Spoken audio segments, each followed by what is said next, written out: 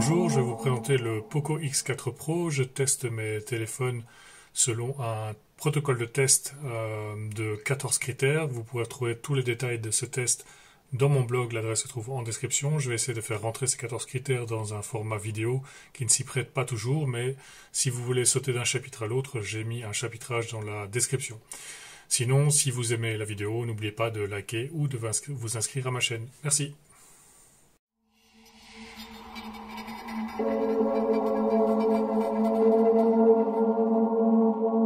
Alors la boîte du Poco comprend évidemment le Poco, mais pas seulement. On y retrouve également les accessoires habituels, à savoir la petite pochette dans laquelle on retrouve l'aiguille pour ouvrir le tiroir SIM, une coque transparente. Bon, habituellement Poco livre des autocollants avec ses téléphones, mais je vois qu'ils ne le font plus. Bon, c'est pas bien grave.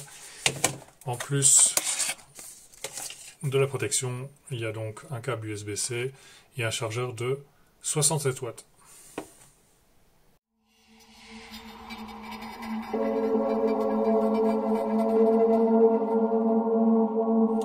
Le Poco X4 Pro est un téléphone de milieu de gamme.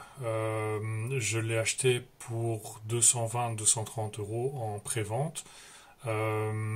Pour ce prix-là, bon, on peut s'attendre à ne pas avoir un téléphone de bonne qualité, et pourtant, on va voir que le Poco X4 Pro se débrouille plutôt pas mal par rapport à la concurrence dans cette gamme de prix-là. Alors, d'un point de vue format, c'est un 6,67 comme la plupart des téléphones de ce type-là chez Xiaomi Redmi, et c'est en fait le frère jumeau de ce téléphone-ci qui est le Redmi Note 10 Pro, qui est d'un point de vue format exactement le même et d'un point de vue matériel quasiment exactement le même aussi. On voit que Poco a fait un choix différent au niveau de la finition. On a une finition plutôt, je dirais presque premium sur le Redmi, avec une surface assez lisse qui est en fait du plastique. Et de l'autre côté avec Poco, où on a une surface plus vitrée, avec le bloc photo qui prend toute la largeur du téléphone, qui permet d'éviter le problème qu'on a avec le Redmi. Le Redmi cliquote quand on le pose, le Poco ne cliquote pas. Donc ça, c'est un choix que je trouve positif par rapport à ça. Après, le reste, c'est une question de goût. Bon, on va mettre celui-là sur le côté pour le moment. Et on revient sur le Poco. Donc, le bloc photo à l'arrière, bon, il est imposant comme sur le Redmi parce que c'est le même capteur photo, mais l'intégration dans le rectangle est plutôt réussie et rend ça plus joli que sur le Redmi. Sur le côté, les boutons de volume habituels et le capteur d'empreinte à la même hauteur que les autres téléphones et que le Redmi. Le capteur d'empreinte fonctionne très bien, il est très rapide, comme les Redmi également aussi. En dessous, on retrouve le tiroir SIM qui peut contenir deux cartes SIM en mode recto-verso ou une carte SIM en combinaison avec une carte mémoire. Le port USB-C, un capteur de son, un des deux haut-parleurs. Sur la tranche gauche, il n'y a rien. Donc en fait, étant donné que tout est évacué dans la partie inférieure du téléphone, la tranche gauche est complètement libre. Et alors en haut, on retrouve la sortie audio jack, le deuxième haut-parleur, un capteur de son et un émetteur infrarouge. Voilà, donc on a fait le tour du Poco X4 Pro. Je vais rentrer un peu plus dans les détails du test. Jusqu'à présent, bon, c'est du milieu de gamme, mais c'est du bon milieu de gamme, avec un bon niveau de finition. Un grand format qui reprend un peu toutes les bases des téléphones Redmi Poco qu'on a vus ces derniers mois.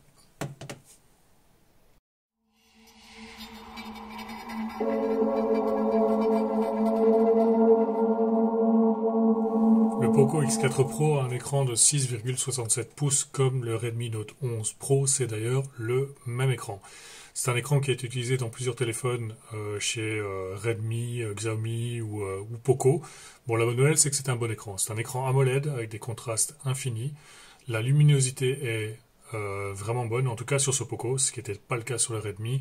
J'ai mesuré 661 candela par mètre carré, ce qui permet à ce téléphone d'être visible en plein soleil. On le voit ici dans les conditions studio où la luminosité est forte, il n'y a aucun problème de lisibilité.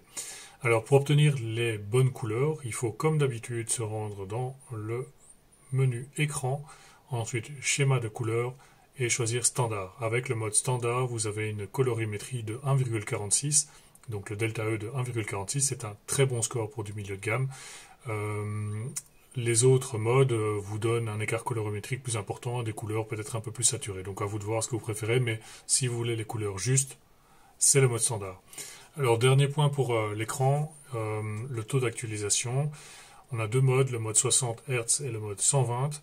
Avec le mode 120, vous avez une expérience d'écran plus fluide, donc les animations, les jeux, tout sera plus fluide. La consommation sera légèrement plus importante, donc j'ai mesuré une augmentation de la consommation de l'écran et uniquement de l'écran de 30%. Donc ça affectera votre autonomie générale, mais pas de l'ordre de 30% évidemment, parce qu'il n'y a pas que l'écran qui consomme votre batterie. Donc l'écran est clairement une force de ce téléphone. Bon, il n'est pas mieux ni moins bien que celui du Redmi 11 Pro, c'est exactement le même, mais dans cette gamme de prix-là, c'est certainement un des meilleurs téléphones avec un écran de ce type-là.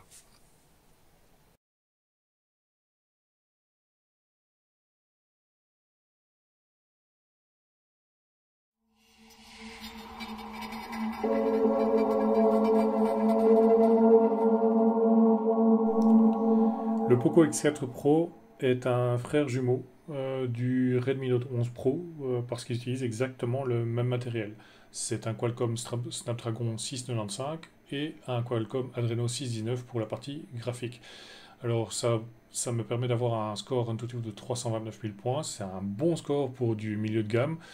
Donc le rapport ici qualité-prix-performance est plutôt bon, même si la version précédente du Poco, donc le Poco X3 Pro, était beaucoup plus puissant. Donc peut-être que Poco avait été trop généreux à l'époque et maintenant ils ont rectifié le tir. Et donc on est dans une relation prix-performance qui est bonne, mais moins bonne que le modèle précédent. Avec 329 000 points, bon, il n'y a pas vraiment de problème. On peut jouer à peu près à n'importe quel jeu, parfois en faisant des sacrifices sur le niveau de graphisme, mais ça reste très confortable. La température de la batterie a augmenté de presque 5 degrés pendant le test, c'est un peu au-dessus de la moyenne, mais pas de quoi s'alarmer. Et le rapport performance watt, donc l'efficacité énergétique, il est de 44, ce qui est un peu au-dessus de ce que j'ai obtenu avec les précédents téléphones que j'ai testés, mais c'est très en dessous du Redmi Note 11 Pro Plus, qui a un score d'efficacité de 105. Donc c'est pas le téléphone le plus efficace au niveau énergétique. Grosso modo, pour les performances, l'évaluation est bonne. Donc ce téléphone va vous offrir un confort d'utilisation au quotidien qui sera vraiment bon.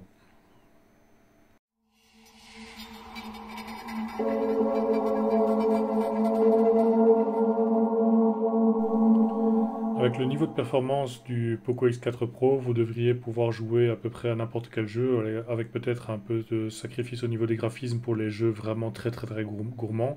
Mais dans l'ensemble, vous allez pouvoir jouer dans de très bonnes conditions avec de nombreux jeux. Donc ici, je vais vous passer une vidéo de PUBG Mobile.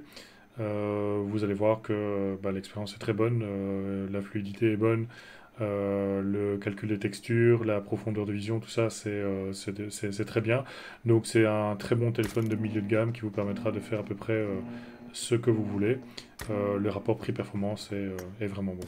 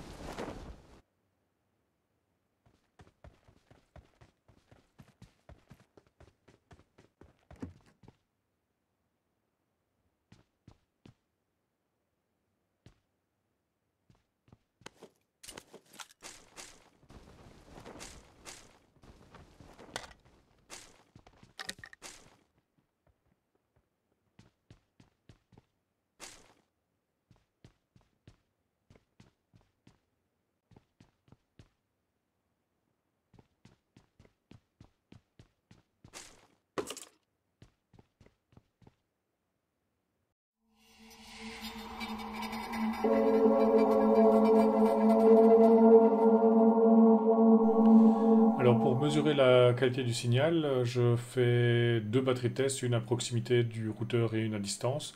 À proximité du routeur, j'obtiens un signal de moins 17 dBm, c'est un bon signal dans la moyenne, donc pas de souci de ce côté-là.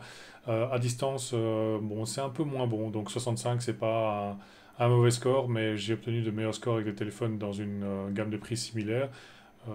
Donc la qualité du signal diminue de façon plus importante à distance. Au niveau de la vitesse maximale c'est 433 mégabits par seconde, c'est très très bien. Ça permet de faire à peu près ce que vous voulez, que ce soit du streaming ou des jeux, ça fonctionnera très bien dans les deux cas. Donc l'évaluation pour le test Wi-Fi, elle est bonne.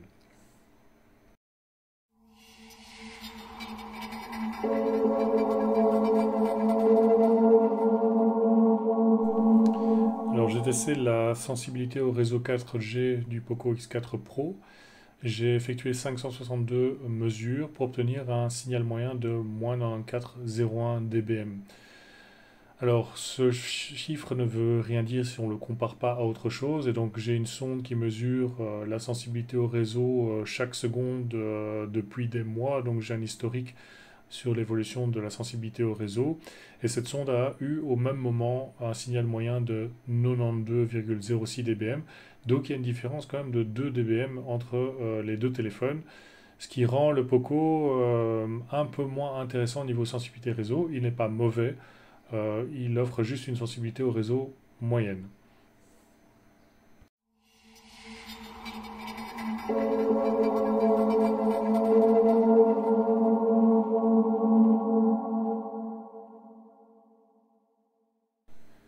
Le Poco X4 Pro tourne sous une architecture Qualcomm.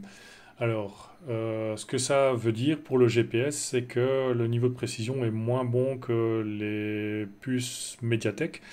Ça se vérifie encore une fois ici avec une précision à 3 mètres. Donc 3 mètres, ce n'est pas mauvais parce que la plupart des applications GPS sont capables de corriger ça. Mais bon, voilà, c'est un score moyen. Donc les fréquences que j'ai mesurées sont les L1, B1, E1. Donc c'est tout à fait classique également cette gamme de prix-là. Donc au niveau GPS, c'est pas mauvais, c'est pas excellent, c'est juste moyen.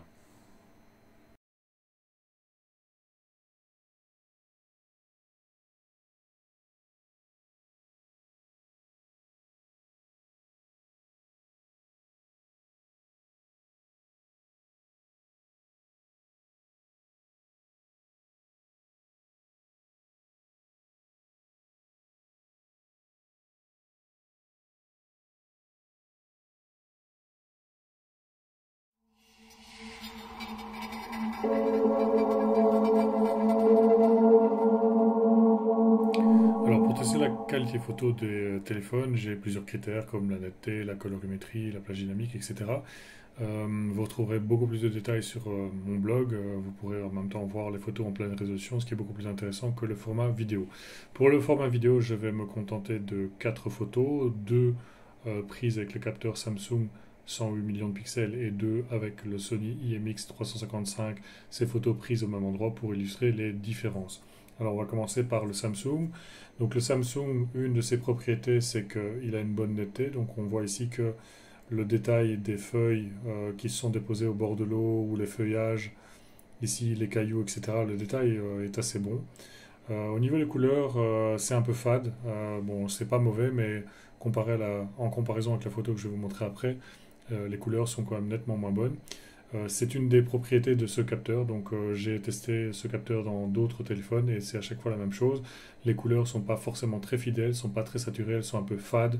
Et je vais vous montrer en fait que dans le même appareil, il y a un autre capteur qui produit de bien meilleures couleurs. Alors le deuxième capteur est un capteur ultra grand angle Sony IMX 355 qui est utilisé à peu près dans tous les téléphones du groupe Xiaomi, donc Poco, Redmi, etc. On voit tout de suite que les couleurs sont plus vives, plus belles, mais elles sont aussi plus justes. Donc ça, j'ai mesuré de façon plus technique et la colorimétrie est bien meilleure sur ce capteur-là. Par contre, la netteté est nettement moins bonne et donc on a vite une bouillie de pixels dans les détails parce que ce capteur-là n'est pas capable de reproduire fidèlement la réalité au niveau de la netteté. Bon, il y a d'autres défauts, hein. Il y a les aberrations chromatiques qui sont assez visibles ici au niveau des branches. Il y a des déformations assez importantes. la netteté, donc elle n'est pas terrible. Donc ce capteur-là est bien au niveau de la colorimétrie, mais pour les autres éléments, c'est nettement moins bien. Donc il faut surtout l'utiliser uniquement pour le paysage, parce que pour le reste, c'est pas vraiment exploitable. Deuxième photo avec le capteur Samsung. Donc ici, on zoome et on se rend compte en fait que le niveau de détail est de nouveau très bon. Les couleurs, bon, elles ne sont pas de façon...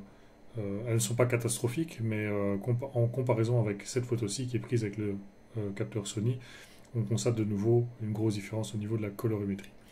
Donc, en conclusion, ce capteur Samsung qui a 108 millions de pixels, les 108 millions de pixels, c'est surtout un argument marketing qui n'a pas beaucoup d'utilité et qui n'influence pas beaucoup la qualité de l'image non plus. C'est utile quand vous zoomez plus loin dans une photo, donc ici pas dans celle-ci mais dans celle-ci, où le niveau de détail sera bien meilleur avec 108 millions de pixels qu'avec 12, mais bon, ça c'est un phénomène plutôt mécanique. Par contre, au niveau des autres propriétés de la photo, il n'y a pas réellement d'avantage à avoir 108 millions de pixels. L'autre capteur, l'ultra grand angle, bon, c'est un bon capteur dans cette catégorie-là, mais c'est pas lui qui sauvera vos photos non plus.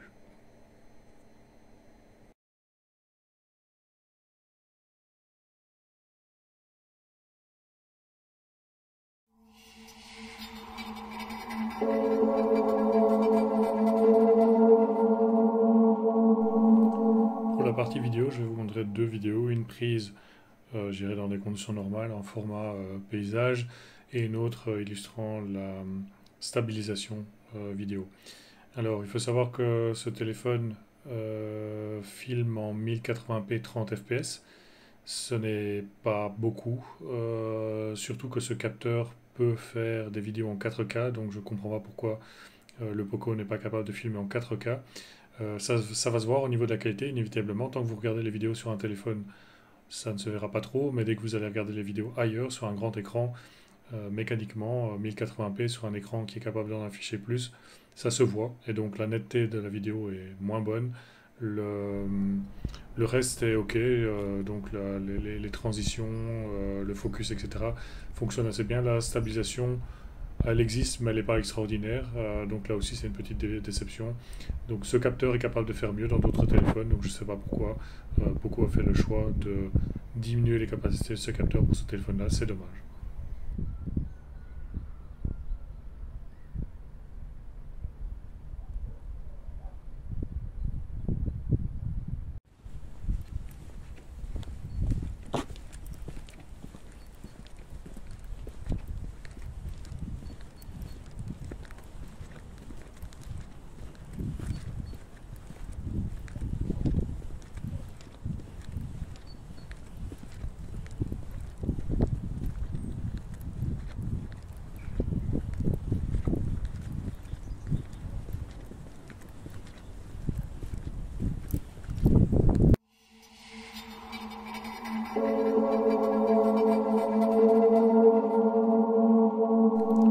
Pour tester la qualité du son du Poco X4 Pro, j'ai fait plusieurs tests donc avec les haut-parleurs externes et le casque. Donc au niveau du haut-parleur externe, le volume et la qualité sont dans la moyenne, donc c'est bon, sans être vraiment exceptionnel. Par contre, au niveau du son pour les appels, bon, la qualité du son est bonne, mais le volume en appel, donc sur le haut-parleur principal, est plus faible que la moyenne. Donc, si vous avez des problèmes d'audition, c'est peut-être pas le téléphone le plus recommandable pour vous. Au niveau de la qualité du son par casque, là, j'ai été assez surpris parce que le Poco X4 Pro, à volume maximum, délivre un son vraiment violent. C'est probablement le téléphone qui délivre le son le plus puissant que j'ai pu tester jusqu'à présent. J'ai même eu la réaction de retirer mon casque directement après avoir fait mon test, tellement le son était fort. Bon, maintenant, ce son fort s'accompagne d'une distorsion assez importante, donc pour avoir un bon son, il va falloir descendre le volume de quelques crans pour retomber dans quelque chose de plus agréable. Grosso modo, le son est bon, donc j'irai l'évaluation pour la partie son, elle est bonne.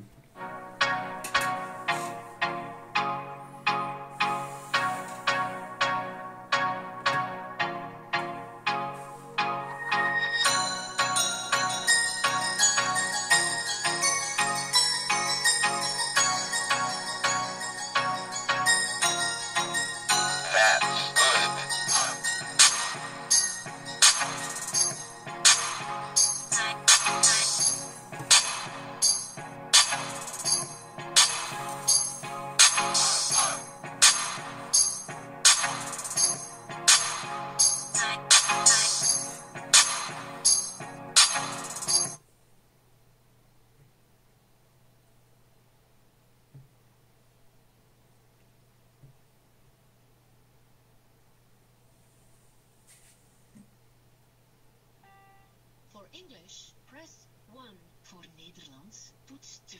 Pour le français, appuyez sur le 3. Für Deutsch, drücken Sie die 4.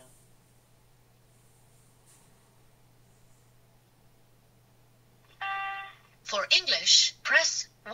Pour Nederlands, toets 2. Pour le français, appuyez sur le 3. Für Deutsch, drücken Sie die 4.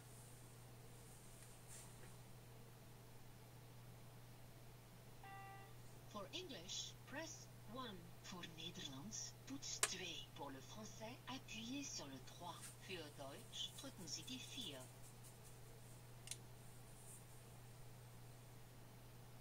Goodbye.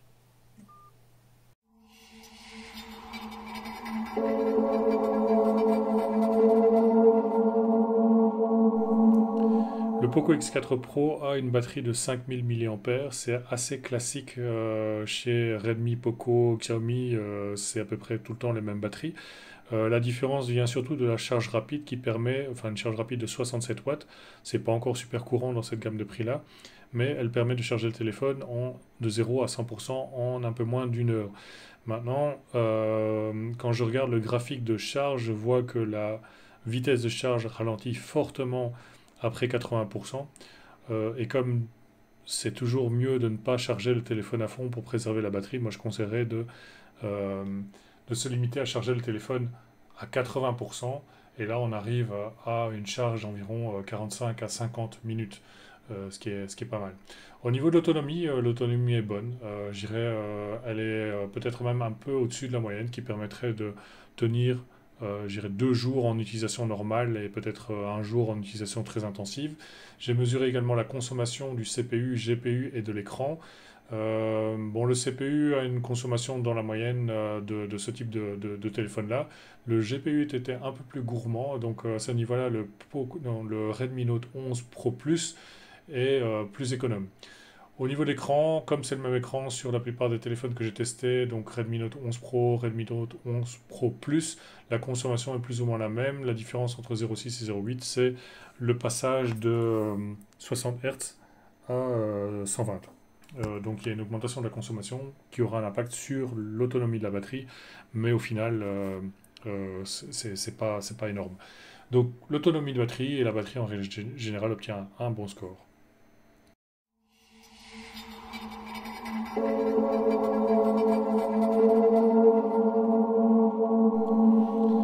Voilà, on arrive à la conclusion après cette longue vidéo. Donc, s'il fallait que je liste rapidement les forces et faiblesses de ce téléphone, du côté des forces, il y a clairement la qualité de l'écran, mais c'est le même écran que sur le Redmi Note 11 Pro. L'autonomie est bonne, ce sera la même chose aussi sur le Redmi Note 11 Pro. Le niveau de finition est bon également aussi, c'est vraiment une évolution par rapport au modèle précédent qui était un peu plus brutal au niveau de sa finition. La charge rapide 67 watts, c'est un avantage, c'est clair. La qualité photo, elle est bonne, mais je dirais elle est bonne par rapport à la gamme de prix. Donc il y a des téléphones qui font mieux, mais c'est plus cher. Alors la puissance du son casque, pour ceux qui veulent un son vraiment puissant, ben, ce téléphone-là est même violent au niveau du son, tellement le son est puissant, avec comme conséquence que le son est un peu de moins bonne qualité à volume à 100%, donc il faut baisser un peu le volume pour récupérer la qualité. Alors le prix-performance, oui, c'est habituel chez Poco, bien que le rapport prix-performance est moins bon que le modèle précédent, mais ça offre toujours un niveau de confort largement suffisant pour la plupart des applications à jeu. Alors du côté des faiblesses, ben, il y a la précision GPS qui est moyenne, donc il y a des téléphones dans cette gamme de prix-là qui font quand même beaucoup mieux. Le volume en appel est moyen également aussi, donc si vous avez un problème d'audition, ce téléphone pourrait vous poser problème. Ce que j'ai trouvé dommage aussi, c'est que les vidéos sont limitées à 1080p alors que le capteur est capable de faire des vidéos en 4K, donc ça c'est dommage. Et comme je disais, par rapport au volume de son, quand le volume de son est au maximum, il y a une distorsion perceptible du son et donc la qualité est moins bonne.